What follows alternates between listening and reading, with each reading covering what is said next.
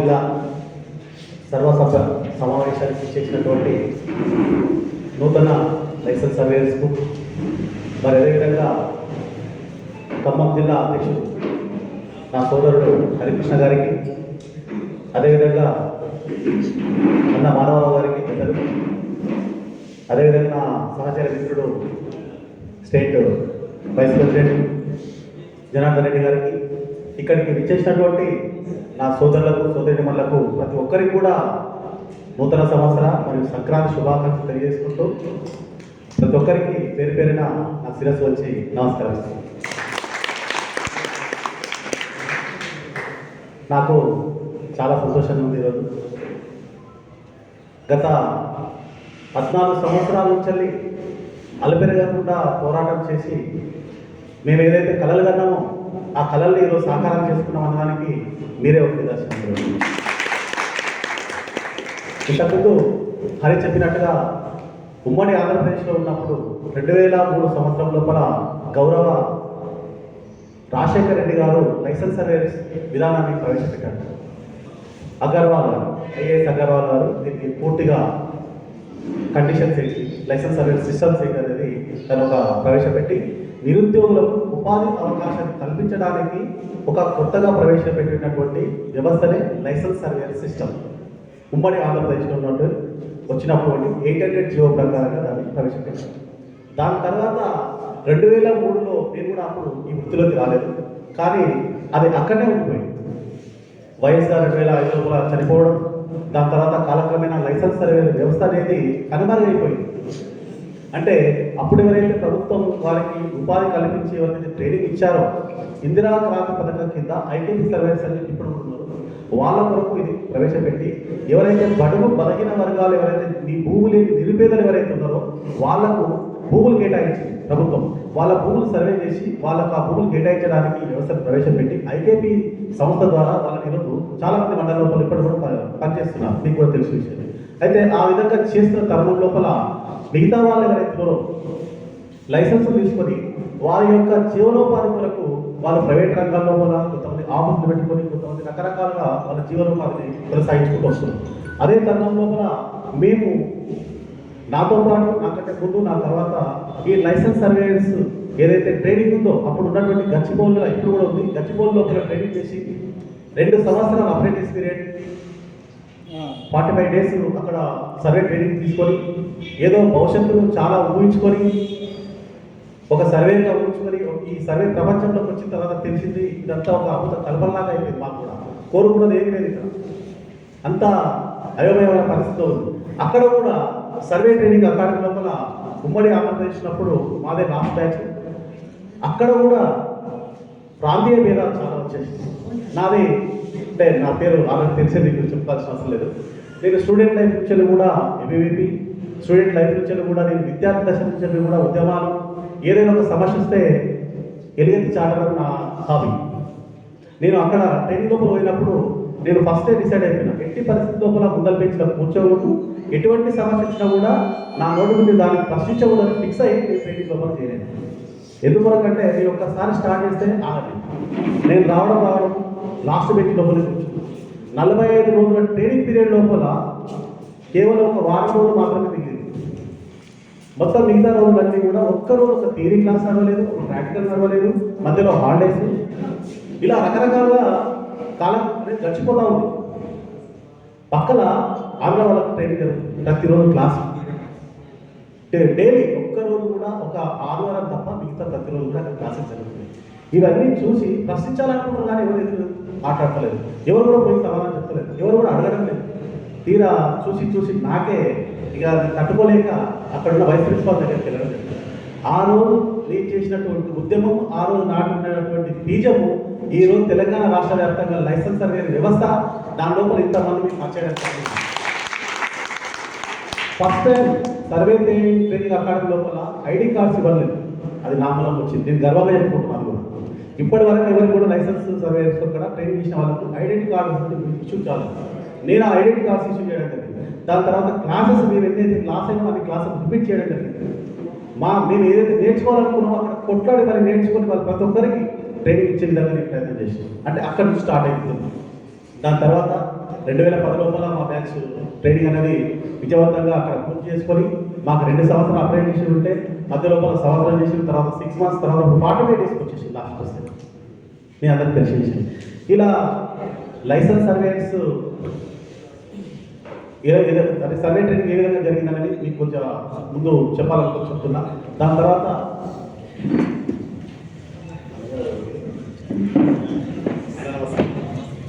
అయితే ఈ విధంగా నడుచుకుంటూ వచ్చిన తర్వాత తెలంగాణ చరిత్ర లోపల 2017 సంవత్సరం లోపల పూజలు పెద్దలు ఇప్పటి కూడా ఉన్నారు. వెంకటరమణ సార్ ఆర్డీని గారి ప్రత్యేక చొరవ వల్ల లైసెన్స్ సర్వే చరిత్ర లోపలే 150 మందికి అవుట్ సోర్సింగ్ పద్ధతి ద్వారా మండలాలు కేటాయించడం. అది కేవలం ఒక లైసెన్స్ సర్వేయర్స్ అసోసియేషన్ ద్వారానే అది సాధ్యమైంది. ఇప్పటికి కూడా ఆంధ్రప్రదేశ్లో చాలా మంది కానీ ఏ విధంగా చేసినాం మా దగ్గర కూడా ఆ పద్ధతి ప్రవేశించబడదు. కానీ అది మేము మా ముచ్చిన 3 నెలలుగానే మిగిలిపోయింది. అది కూడా కేవలం ఒక 9 నెలలు మాత్రమే మాకు ఆర్డర్స్ ఇచ్చేసి పద్ధతిని కంటిన్యూ చేయకపోగా మేము మాత్రం ఒక 3 నుంచి 4 సంవత్సరాలు చాలా 5 సంవత్సరాలు కూడా వితౌట్ శాలరీ తోటి వెట్టి ఛార్జ్ చేసి ప్రభుత్వానికి ఈరోజు తెలంగాణ ప్రభుత్వం ఏర్పడిన తర్వాత మీరు ఎంతో ప్రతిష్టాత్మకంగా ఊహించుకున్నటువంటి కాళేశ్వరం ప్రాజెక్టు కానీ రోడ్స్ కానీ ఇరిగేషన్ ప్రాజెక్ట్ కానీ ప్రతి ఒక్కటి కూడా చేసినటువంటి దాని లోపల లైసెన్స్ సర్వేస్ వాళ్ళ పాత్ర చాలా కీలకంగా ఉంది. వాళ్ళ ద్వారానే ఆ సర్వే జరిగింది. పేర్లు మాత్రం రెగ్యులర్ సర్వేలో మీకు కూడా తెలుసు విషయం. అయితే ఇలా ప్రతి జగల మనకి ఏమైపోతుందంటే అవమానాలు అసమానాలు ఇవే చూసుకుంటూ వస్తున్నాం.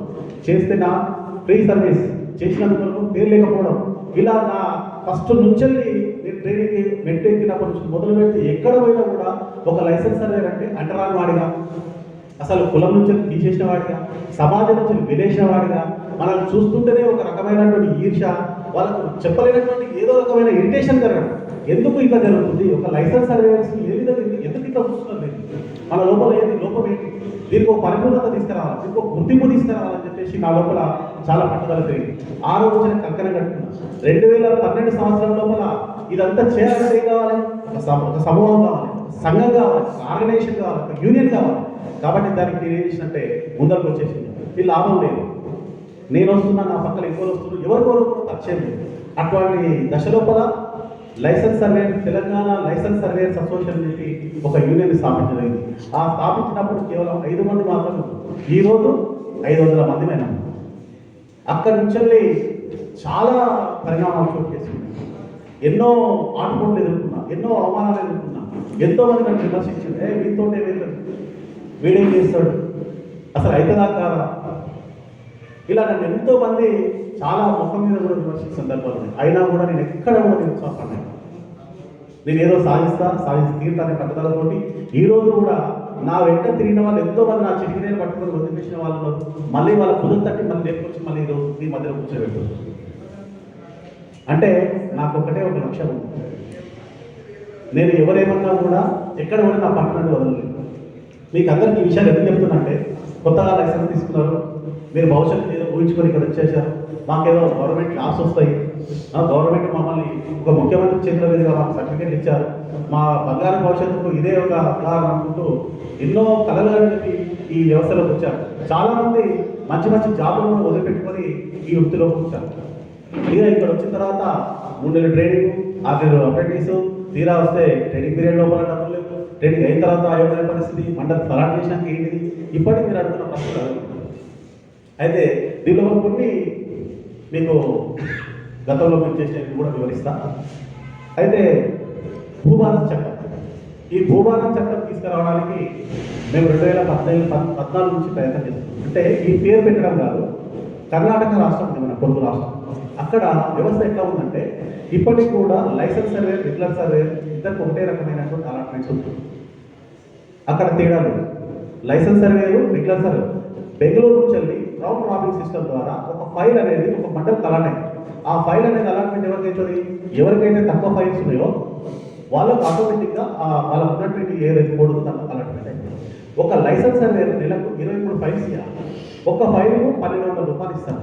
మేము అక్కడ వారం రోజులు స్టే చేసి అక్కడ ఉన్నటువంటి లైసెన్స్ సర్వేస్ విధానాన్ని, అక్కడ ఏ విధంగా ఉంది లైసెన్స్ సర్వే వ్యవస్థ ఏ విధంగా ఉంది, దీన్ని తెలంగాణలో ప్రవేశపెడితే మా పరిస్థితి ఏ విధంగా ఉంటుంది, అసలు మాకు ఇది సరిపోతా లేదా, ప్రభుత్వం దీనికి అంగీకరించాలి అని చెప్పేసి మేము సుదీర్ఘంగా దాని మీద విచారణ చేసేసి ఒక 10 స్పైరల్ మీటింగ్స్ కర్ణాటక సిస్టమ్ లోపల ఉన్నటువంటి లైసెన్స్ సర్వేయర్ వ్యవస్థను మేము దీనికి సంబంధించినటువంటి కమిషనర్ గారికి, సీసీఎల్ గారికి, రెవెన్యూషర్ గారికి, రెవెన్యూ పేషీకి, సిఎస్కు, ముఖ్యమంత్రికి, డిప్యూటీ సీఎంకు వీళ్ళందరూ కూడా ఒక కాపీని చూపించు. అందరూ తీసుకున్నారు, ఎవరు కూడా మాకు ఎక్కడికి స్పందన రాలేదు. అయినా కూడా నేను నిరాశ చెందలేదు. ఖచ్చితంగా ఈ వ్యవస్థ వస్తేనే తెలంగాణ లోపల ఉన్నటువంటి భూ సమస్యలకు పరిష్కారం దొరుకుతుందని చెప్పేసి నేను చాలా నిర్ణయంగా, నాతో పాటు వీళ్ళందరూ కూడా ఎప్పుడు పిలిచినా కూడా ఇక్కడ నుంచి నాకు రావడానికి 5 గంటల టైం పడుతుందంటే ఖమ్మం నుంచి హైదరాబాద్ రావడానికి అదే సమయం పడుతుంది. కాబట్టి అయినా కూడా 2014 నుంచి అప్పుడు ఇంకా వెహికల్స్ లేవు, ఏం లేవు. వీళ్ళు రాత్రి ఏదో 2 గంటలకు 3 గంటలకు లేచి ట్రైన్లో వచ్చి సెక్రటరియట్ ముందర, పాత సెక్రటరియట్ ముందర కూర్చొని పడిగాపులు కాసి మినిస్టర్లకు ఎదురు చూపిన సందర్భాలు చాలా ఉన్నాయి. ఎన్నో ఉపవాసాలు ఉన్నాయి. అయితే ఇదంతా తిరుగుతున్న సమయం లోపల ఈ భూభారతి రూపకర్త, దీనికి సంబంధించినటువంటి లీగల్ పాయింట్స్ ఇవన్నీ చేసినటువంటి వ్యక్తి భూమి సునీల్ గారు. మేము ఇంతకుముందు అని చెప్పినట్టు భూమి సునీల్ గారి అపాయింట్మెంట్ దొరకడం కూడా చాలా తక్కువ. అట్లాంటి వ్యక్తిని మేము ఎన్నో సందర్భాల లోపల వెనుదిరిగిపోయినా పర్వాలేదు తను కలిసి మా యొక్క సమస్యను తనకు వివరించలేదు. తను ఏం నచ్చిందంటే ఇక్కడ భూభారతి చట్టం అనేది వస్తుంది, కానీ లైసెన్స్ అనేది మాత్రం అందులో లేదు. ఓకే, కొత్తగా రెవెన్యూ విధానాన్ని మారుస్తున్నాం, దీని లోపల ఏముంది, కర్ణాటక తర్వాత సిస్టాన్ని నేను చెప్పినట్టు చేస్తున్నాం, కానీ లైసెన్స్ సర్వే పాత అందులో లేదు. సర్వే కంటే ముందు సర్వే తప్పనిసరిగా చేస్తుంది, కానీ ఎవరితో చేయాలని లేదు, మనతో చేయాలని అసలు అందులో లేదు. మళ్ళీ అదో కన్ఫ్యూజన్, అదో భయం, మళ్ళీ అందరం కలిసి అట్లా ఎన్నోసార్లు తిరిగి ప్రయత్నం చేసి మాకు ఇప్పటి వరకు కేవలం ఒక 800 జీవో ప్రకారం మాత్రమే మేము పనిచేస్తున్నాము. మాకు ఎటువంటి భద్రత అనేది లేదు. మాకు చట్టబద్ధమైనటువంటి ఇప్పుడు కొత్తగా నూతనంగా ప్రవేశపెట్టినట్టు భూభారతి చట్టంలో కూడా చట్టబద్ధంగా దాంట్లో మాకు అవకాశం వచ్చినట్టు చేయాలని చెప్పేసి రకరకాల ప్రయత్నాలు చేస్తే ఈరోజు భూభారతి చట్టం లోపల లైసెన్సులు సర్వే ద్వారానే ఈ సర్వే కాపీ ఇవ్వాలని చెప్పేసి అక్కడ ఒక పాయింట్ చర్చడం జరిగింది. అది కేవలం మన అసోసియేషన్ ద్వారానే సాధ్యమే. మీరు కనుక్కోండి, ఒక వ్యక్తి ద్వారా కాలేదు, ఒక వ్యవస్థ ద్వారానే పని సాధించుకుంటున్నాం. అదేవిధంగా మీరు అడుగుతున్నారు, ఓకే మంది అయితే లైసెన్స్ సర్వీస్ అసోసియేషన్ చేసినటువంటి కొన్ని ముఖ్యమైన విషయాలు చెప్తున్నా. ఇంతవరకు మాకు 880 ప్రకారంగా కేవలం 3 సంవత్సరాలు మాత్రమే రివ్యూ ఉంది. ఇప్పుడు కొత్త వచ్చిన వరకు 2 years ఇస్తున్నాం. అయితే 3 సంవత్సరాలు ఉన్నటువంటి ఈ లైసెన్స్ రిన్యూవల్ అనేది చేయడానికి 7 సంవత్సరాలు పట్టించాం. 2018 నుంచి నిన్న మొన్నటి వరకు తిరిగితే కేవలం లైసెన్స్ రిన్యూవల్ ఎగ్జామ్ పెట్టలేకపోయింది గవర్నమెంట్. దాని వరకు ఎన్నో తగాయతాలు చేస్తే చివరకు ఈ రోజు వరకు ఇంకా లైసెన్సులు కొత్తగా ఎవరైతే రిన్యూవల్ ఇచ్చిందో వాళ్ళకి ఇవ్వడం జరుగుతుంది. దాన్ని 3 సంవత్సరాల నుంచి 5 సంవత్సరాలకు పొడిగించే అది కూడా.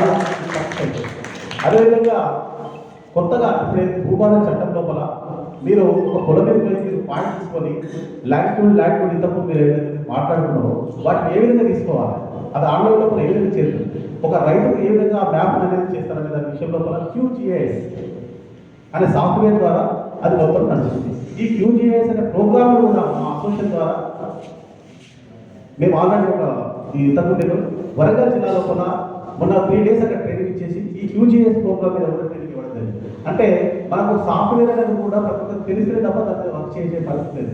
కాబట్టి అసోసియేషన్ ద్వారా ఇట్లాంటి వర్కులు కూడా చేయించుకుంటూ TGPS సర్టిఫికేట్ కూడా అసోసియేషన్ ద్వారా ఇప్పించడం జరిగింది. అంటే ట్రైనర్ వీళ్ళు అంటే మిషన్స్ ఉన్నాయి, ఎక్విప్మెంట్స్ ఉన్నాయి, టెక్నికల్ క్వాలిఫై అని చెప్పడానికి ఒక సర్టిఫికేట్ కూడా అసోసియేషన్ ద్వారా ఇప్పించడం జరిగింది. అదేవిధంగా మీరు ఏమడుగుతారంటే ఇంతకుముందు క్వశ్చన్స్ కొన్ని రేజ్ చేయడం జరిగింది. లైసెన్స్ సర్వేయర్స్ అనేది ప్రభుత్వ ఉద్యోగులుగా లేకపోతే ప్రభుత్వ మనుషులుగా గుర్తిస్తారా లేదని చెప్పి సోదరులు ఎవరో ప్రశ్నించలేదు తీరిన. అయితే మీరు అప్లై చేసినప్పుడే దాని కొన్ని కండిషన్స్ ఉన్నాయి. ఇది కేవలం వృత్తి ఉపాధి కొరకు తప్ప ఎటువంటి పరిస్థితి లోపల ప్రభుత్వ ఉద్యోగం కాదు, ప్రభుత్వ పరంగా మిమ్మల్ని చూడాలని చెప్పేసి ఫస్ట్ ఒక కండిషన్ తోటి దీంతో అప్లై చేయించుకున్నారు. ఆ అప్లై చేసిన దాంతో మీకు ఈరోజు ట్రైనింగ్ ఇవ్వడం జరిగింది. అది మాత్రం జరిగిన పని ఒకటి. రెండోది ఏంటంటే ఈరోజు రీసర్వే కొరకు రాష్ట్రం లోపల 273 గ్రామాలకు ఎటువంటి వాళ్ళ ఏ గ్రామాలను సెలెక్ట్ చేసుకున్నారో ఆ గ్రామాలకు పూర్తిగా అనేది లక్ష అనేది లేదు. ఆ లక్ష లేని గ్రామాలు ఏవైతున్నాయో అవే 273. వాటి లోపల కొన్ని జిల్లాలు ఉన్నాయి, కొన్ని జిల్లాలు లేవు, కొన్ని జిల్లాలు ఎక్కువ ఉన్నాయి, కొన్ని ఊర్లు కొన్ని జిల్లాలు తక్కువ ఉన్నాయి. వాటిని మాత్రమే ఈరోజు రీసర్వే ప్రోగ్రామ్ ద్వారా చేయడం జరుగుతుంది. మిగతా ఏవైతున్నాయో వాటిని అసలు చేయాల్సిన లేదు. సవాలు చేస్తారో కూడా తెలియదు. అయితే వాటికి సంబంధించి ఈరోజు ఏం చేస్తుందంటే రెండు వేల ఎకరాల వరకు 20,000 రూపాయలు, 40,000 రూపాయలు ఇస్తుంది. ఎకరానికి మనకు 20 రూపాయలు లేదా 40 రూపాయలు పడుతుంది. ఇది ఎంతవరకు కరెక్ట్ అనే విషయంలో ప్రతి ఒక్కరు కూడా అనుమానాలు. ఇది ఎవరు కూడా అనుభవిస్తారు ఈ విషయంలో కూడా. అయితే దీనికి సమయం ఎంత అనేది కూడా గవర్నమెంట్ దగ్గర ఇప్పటి వరకు లేదు. 3 నెలల, 6 నెలల, సంవత్సరం అనేది 3 నెలల వరకు 20,000 జీతంతో 20,000 జీతం అనేది కాదు. ఆ కూలి ఎప్పుడు వస్తుందో కూడా మనకు తెలియదు. అది ఎన్ని దఫాలు వస్తుందో తెలియదు.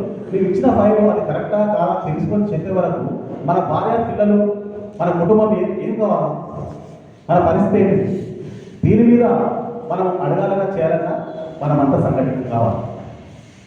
మేము ఆల్రెడీ మా పాత సీనియర్స్ లైసెన్స్ ఎవరైతే ఉన్నారో మేమందరం కలిసి దీని మీద రిప్రజెంటేషన్ ముఖ్యమంత్రి గారికి ఇవ్వడం జరిగింది. దీనికి సంఖ్య అనేది ఎక్కువ కావాలి. అంటే కేవలం మేమే అడుగుతున్నాం అనేది కనుక్కోవాలి కాదు. మాతో పాటు ఇప్పుడు మీరు కూడా ఆర్డర్ తీసుకుంటారు. మీ లోపల ఇంకొక అనుమానం ఉండదు. సీనియర్స్, జూనియర్స్, మేము వేరే మీరే కాదు, మనం అంతా ఒకటి తన పిల్లలం. మేము ముందుకుంటాం, మేము తర్వాత ఉంటాం. అదొకటి మాకు తెలుసుకుంటుంది. ఇక్కడ ఆర్డర్స్ ఇచ్చినప్పుడు ఒకటే ఆర్డర్ మీద మా పేరు మీ పేరు కలిసే ఉంటుంది తప్ప మా కోటి మీ కోటి సపరేట్ మాత్రం పడదు. అది బాగుంటుంది. ఇంకొక విషయం ఏంటంటే ప్రధానంగా ఇంతకుముందు మాకు 9 నెలల అవుట్సోర్సింగ్ ఆర్డర్ ఇచ్చినప్పుడు మాకు ఈఎంలు, హెచ్ఆర్ అవన్నీ ఉంది. అయితే ఆ విధానాన్ని మళ్ళీ ఇప్పుడు మన అసోసియేషన్ ద్వారా ప్రవేశపెడితే మనకు పూర్తిగా ఒక భద్రత అనేది కలుగుతుంది. దేని కొరకంటే మనము అడవిలో పోతున్నాం, ముళ్ళలో, పొదల లోపల, రాళ్ళలో, రప్పల్లో పోతున్నాం. ఏ పాము కలుస్తుందో తెలియదు, ఏ ప్రమాదం కలుగుతుందో తెలియదు. కాబట్టి మనకు పూర్తిగా భద్రత కలగాలంటే ప్రభుత్వం దగ్గర మనం వేరే ఏ కోరుకోకపోయినా అది జరిగినా జరగకపోయినా మనకు ఖచ్చితంగా మాత్రం ఇన్సూరెన్స్ పాలసీ మాత్రం అవసరం. దాని విషయంలో కూడా అసోసియేషన్ తరఫున ఖచ్చితంగా కొట్లాడతాం, అది సాధించి ఇన్సూరెన్స్ విషయంలో కూడా. అయితే ఇప్పుడు ఉన్నటువంటి మా అసోసియేషన్ 2012 నుంచి ఎస్టాబ్లిష్ అయ్యి ఇప్పటి వరకు కూడా విజయవంతంగా ముందుకు తీసుకెళ్తున్నాం. దానికి మా సంఘంలో ఉన్నటువంటి ప్రతి ఒక్కరు కూడా సహాయ సహకారంతో ముందుకెళ్తున్నాం. ఈరోజు మా యొక్క పనితనాన్ని, మా మీద ఉన్న గౌరవాన్ని, నమ్మకాన్ని మీరు గుర్తించి మా లోపల కలవడానికి మీరు ముందుకు వచ్చినందుకు వరకు చాలా సంతోషంగా ఉంది. ఇక్కడ మాకు ఎటువంటి కండిషన్స్ అంటూ ఏం లేవు. మేము ఎలా ఉన్నామో మీరు కూడా అలాగే ఉంటారు. మా కండిషన్స్ అంటూ ఒకటే, అందరం ఒకటే. మా వన్ టీమ్ వన్ డ్రింక్, మా అసోసియేషన్ యొక్క logo one team one drink. మేమంతా ఒకటే, మా అందరి కళ కూడా ఒకటే. కాబట్టి మీకు ఇక్కడ యూనియన్ ఐడి కార్డ్స్ ఏవైతే అడుగుతున్నారు కదా, ఐడి కార్డ్స్ పెద్ద ఇష్యూ కాదు. మీరు ఇక్కడ ఎవరైతే మనస్ఫూర్తిగా వచ్చి మా అసోసియేషన్ లోపల కావాలనుకుంటున్నారో తప్పకుండా ప్రతి ఒక్కరికి కూడా ఐడి కార్డ్స్ ఇవ్వడం జరుగుతుంది. పాత వాళ్ళకు కూడా ఇవ్వలేదు. ఈ పండుగ తర్వాత ఐడి కార్డ్స్ అనేది ఇవ్వడం జరుగుతుంది. ఇంకా మీరు రేజ్ చేసినటువంటి ప్రధాన సమస్యలు అయితే ఇప్పుడు చాలా మంది ఆర్డర్స్ ఇవ్వడం జరిగింది. మండలానికి వెళ్ళాలా వద్దా, వెళ్తే అక్కడ వర్క్ ఆర్డర్ ఏ విధంగా ఉంటుంది, వర్క్ ఆర్డర్ ఇచ్చిన తర్వాత మేము ప్రతిరోజు మా ఎక్స్పెండిచర్ పెట్టుకొని తిరిగితే మాకు ఏంటి అనేది ప్రతి ఒక్కరు కూడా ఒక ప్రశ్నార్థకంగా మిగిలింది. అయితే అసలు లైసెన్స్ సర్వీస్ వ్యవస్థ భూభారత చట్టం తీసుకొచ్చింది రీసర్వే పర్పస్ కొరకు కాదు. రిజిస్ట్రేషన్ సబ్ రిజిస్టార్ ఆఫీస్ లోపల రిజిస్టర్ కంటే బిఫోర్ సర్వే మ్యాప్ గురించి మీరు కొట్లాడారు. అది సక్సెస్ అయిన తర్వాత ప్రభుత్వం ఏం చేస్తుందంటే ఈ నక్షలేని గ్రామాలు ఏవైతే 273 వాటి కొరకు మనతోటి ప్రత్యేకించేసి 2,000 ఎకరాలకు 20,000 రూపాయలు చొప్పున ఇచ్చేసి వాళ్ళ పనిని వాళ్ళే తీసుకుంటున్నారు. కానీ మన ఉద్దేశం అది కాదు. మనకేం కావాలి, 2,000 ఎకరాల వరకు 1,000 రూపాయలు ఇచ్చుకుంటూ వచ్చేసి అదే పనిని మనకు అలాట్ చేస్తే వీళ్ళందరికీ కూడా ఉపాధి కలుగుతుంది. కానీ 2,000 ఎకరాలకు 20,000 రూపాయలు ఇచ్చేసి సంవత్సరం పొడవున వరకు సరే చెప్పిస్తే మన పరిస్థితి ఏమవుతుంది? అదొక ప్రశాంతంగా ఉంది. కాబట్టి ఖచ్చితంగా ఆ ఇచ్చేటటువంటి అమౌంట్ ఎక్కడికి కూడా ఎవరికి కూడా సరిపోదు. కాబట్టి దీని మీద మన అసోసియేషన్ తరఫున ఖచ్చితంగా వ్యతిరేకిస్తున్నాము. ఆ విధానం మనకు నచ్చలేదు. ఖచ్చితంగా ప్రతి ఒక్కరికి కూడా సబ్ రిజిస్టార్ ఆఫీస్ లోపల అలాట్ చేసి ఏదైతే మీరు ముందుగా ప్రకటించిందో అదే వేతనాన్ని కానీ లేకుంటే దానికి సరిపోయే పనికి సరిపోయే వేతనాన్ని ఇచ్చేసి లైసెన్స్ సర్వే వరకు గౌరవం ఇవ్వాలని చెప్పేసి యూనియన్ తరఫున నేను ఖచ్చితంగా కొట్లాడతా, దాన్ని సాధించి తీరుతాం.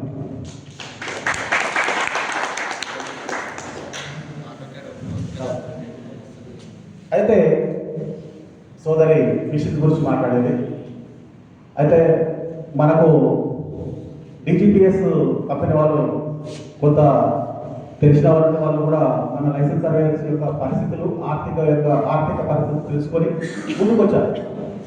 ఎవరికైతే ఈరోజు మిషన్ డిజిపిఎస్ కొనాలంటే కనీసం 4 నుంచి 5 లక్షలు ఖచ్చితంగా అవుతుంది. ఇలాంటి ఆర్థిక పరిస్థితుల లోపల 4 లక్షలు ఎట్ టైం పెట్టి కొనాలంటే అందరి నుంచి కాపాలి. అయితే నేను మా అసోసియేషన్ తరఫు నుంచి వెళ్ళి ఒక కంపెనీతో మాట్లాడి లోన్స్ గవర్నమెంట్ ద్వారా లోన్స్ ఇప్పించేసి ఈరోజు కాస్ట్ నెట్వర్క్ అనేది మీకు కూడా తెలిసి ఉంటుంది. దానికి 2 బేస్ రోవర్ కాకుండా ఓన్లీ రోవర్ తోటి మాత్రమే పనిచేసే విధంగా. అయితే అది ఇంకా 100% సక్సెస్ఫుల్ కాలేదు. కానీ ఖచ్చితంగా మనం బేస్ రోవర్ 2 తీసుకోవాలి. 2 తీసుకోవాలంటే కనీసం 5 లక్షలు, 4 నుంచి 5 లక్షలు ఖర్చు అవుతుంది. ఈ 4-5 లక్షలు మనం ఎటైనా పెట్టలేని పరిస్థితి లోపల ఉన్నాం. కాబట్టి నేను ఒక కంపెనీతో మాట్లాడినా మీరందరూ కనుక దీనికి ముందుకు వస్తే తప్పకుండా వాళ్ళతోటి లోన్ సదుపాయం తీసుకొని మిషన్స్ ఎవరైతే లేవో వాళ్ళందరూ కూడా లోన్ ద్వారా ప్రభుత్వం ముద్రా లోన్ ద్వారా మనకు గవర్నమెంట్ ఇవ్వడానికి ముందుకుంది. కాబట్టి ఖచ్చితంగా లోన్ ద్వారా మిషన్స్ ఇప్పించే ప్రయత్నాలు కూడా మన అసోసియేషన్ చేయించడానికి మేము సిద్ధంగా ఉన్నాం. ఇంట్రెస్ట్ ఉన్న వాళ్ళు ఖచ్చితంగా మన అసోసియేషన్ తరఫు నుంచి ఏ జిల్లా అయితే మీ జిల్లా తరఫు నుంచి ఎవరైతే ఉన్నారో మీరు పేరు రాసేయండి. ఆ మిషన్ ఉన్న వాళ్ళు లేని వాళ్ళు ఎవరైతే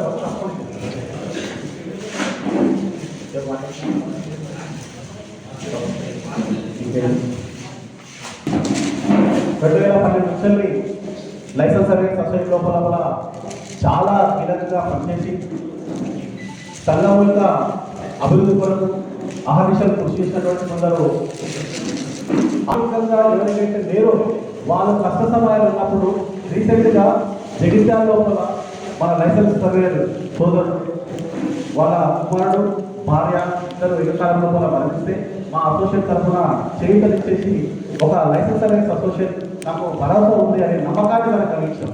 అదేవిధంగా ఇక్కడ వరంగల్ లోపల యాక్సిడెంట్ లోపల ఒక వ్యక్తి చనిపోతుంది. తన కుటుంబం కోడిలో పడే పరిస్థితి ఏర్పడింది.